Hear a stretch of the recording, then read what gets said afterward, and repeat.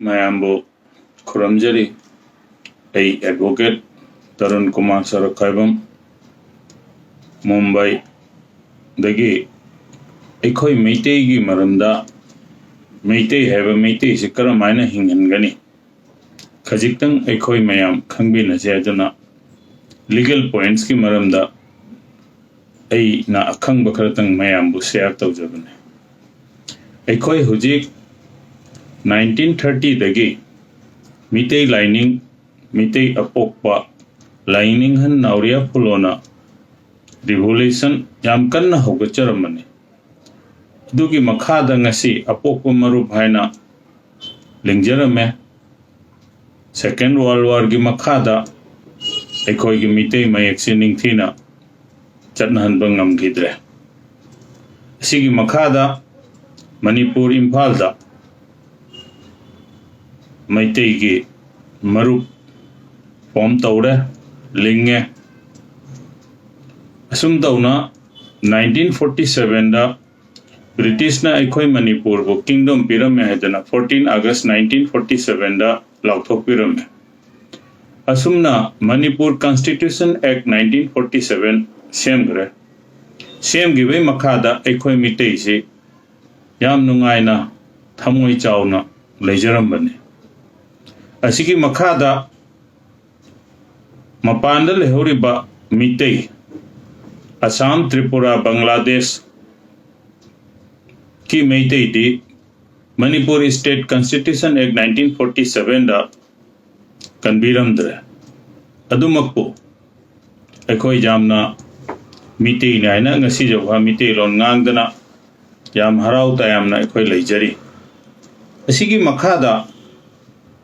1949 दा अमुक्का भारत सरकार ना मर्जर एग्रीमेंट 1949 समझन अखोई मणिपुर से अमुक्का भारत सरकार द पुन गए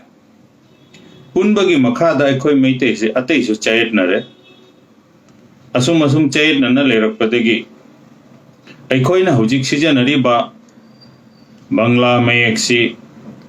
ngasi 1709 दगी होखिबनी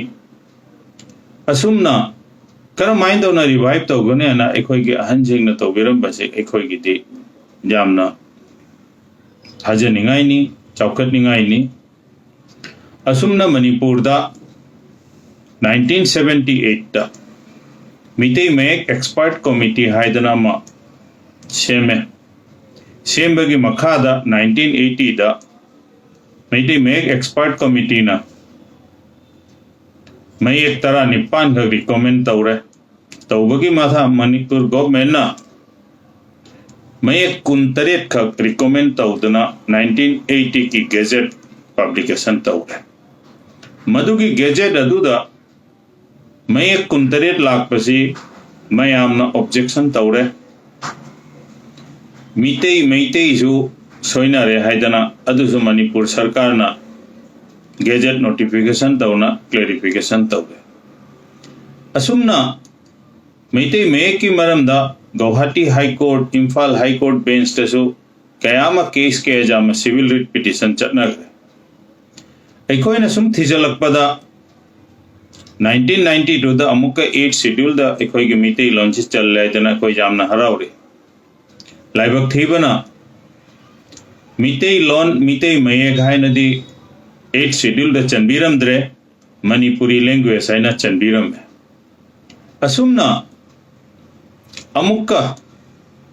मिते यलहु मयेक अपोक्पा मरुक्का मणिपुर सरकार का कोनु मयेक की मरमदा सिविल केस मयामा तौनादना ngasisu langnari asumna 1998 ta civil court civil जज ना कोनु मयेक सी चत्पा यारोय हाइदना यलहु मयेक की डिक्री पिरकपे मखादा मणिपुर सरकार ना अमुक्का चैलेंज तौदना ngasi जौहा पेंडिंग लेनरी लोइद्री केस तो असी लोइद्रिंगी मरक सिदा मणिपुर सरकार ना 2003-4 दगी हजिकी कोनु मयेक सी मणिपुर दा हौगतखरे ngasi chahi tara taret hena chakre asumna 2003-4 Assam अमसुंग त्रिपुरादा लेहौरिबा मैतेइबु मैतेइ मयेक्सी नोइसु खंजनबा तमसनबगी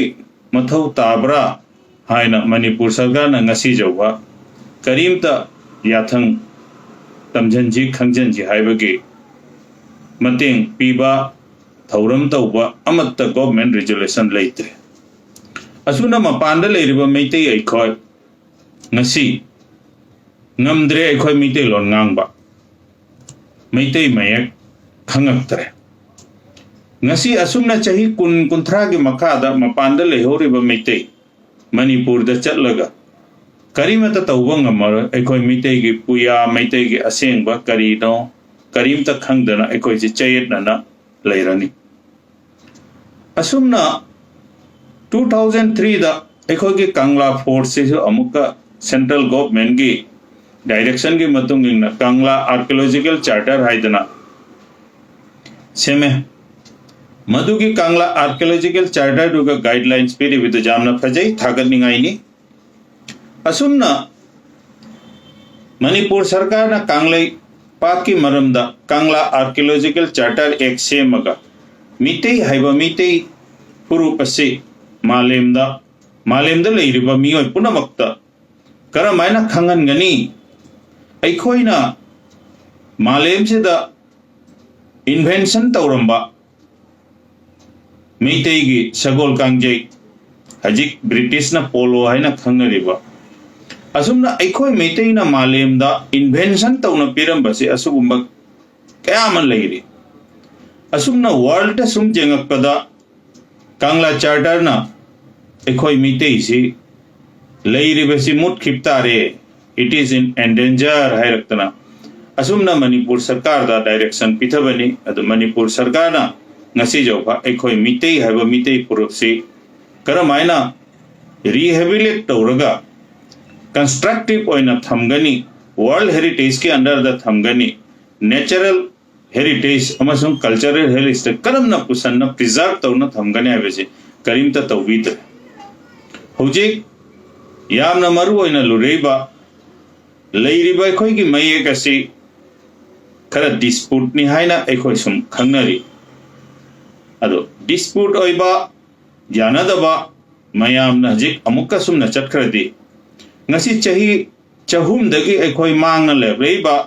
मयांग मयेक सिजनना Laiba अमुक्का अइखोयना हजिक कोनुंग मयेक सिना लान चटखरबदि मालेम जेदा अइखोय मितेइ से असुमना दुम सोयदना लेहोब तारे असोमदना वर्ल्ड हेरिटेज ता अमसुंग यूनेस्को की डायरेक्शन की मतुंग इन्ना मालेमदा लेरिबा जाति मुटकदबा पुनमक्के से निथीना मेंटेन तौतना थंबियु हाइदनसु चाउरबा इश्यूज अमा लोखत पीख्रे हुजिक 2011-12 तगी बांग्लादेश हरिबा बांग्लादेश 1971 दा देश अमा ओइरक्पगी मखादा बांग्लादेश की मैतेइ अमसुंग बिष्णुप्रिया कांगुना पायलट प्रोजेक्ट अमा सेमगा अइखोय मितेइ की असेंबसि करिनो हाइदना रिकॉर्ड अमदि थंबा मसु तारे मधुगी रिकॉर्ड तुना ngasi बांग्लादेश टी कंट्री अमा ओइरमनिना इंटरनेशनल लेवल दा हयेंग यूनेस्को दा मितेइ ना कनानो बिष्णुप्रिया ना कनानो मसि अइखोय दा जामना चिंगनबमा पोगलकनी असुमना तौरिंगै से दा अइखोय भारत सरकार ना ngasi रिकॉग्निशन तौबिद्री कॉन्स्टिट्यूशन दसो अइखोय मितेइ मयक मितेइ लोन हाइना लौसन दना लेरि असिगी चयेतना बसुमाइना अइखोय चही क्या लेखिगनी सुमजेंगपदा मणिपुर गवर्नमेंट की रोल इंपॉर्टेंट रोल से जामना अचंगबनी वाइटल रोल नि असि मयाम अइखोय अमुक्तंग नैनानिंगाय खंगनानिंगाय ओइब्रायना अइखोयगी पिक्चर रबा MATB चैरिटेबल ट्रस्ट की तरफ तगी आई एडवोकेट तरुण कुमार असी खक्तंग हाइजरगा अइखोयगी मैगजीन की मरमदा अखोयना अंगम खरा मालेमसिदा लेरिबा मैतेइबो करमायना हिंगनगनी अचुंबदा थमगनी हाइबगी अइना मयामदा ꯀꯣꯛ ꯅꯣꯟꯖꯔꯒ ꯑꯁꯨꯝ ꯃꯇꯥꯡ ꯑꯁꯤꯗ ꯑꯩ ꯉꯁꯤꯒꯤꯗꯤ ꯇꯦꯟꯁꯟꯖꯔꯒꯦ ꯃꯤꯇꯩ ꯃꯌꯥꯝ ꯈꯪꯃꯤꯟꯅꯁꯤ ꯌꯥꯏꯐꯔꯦ ꯌꯥꯏꯐꯃꯤꯟꯅꯔꯁꯤ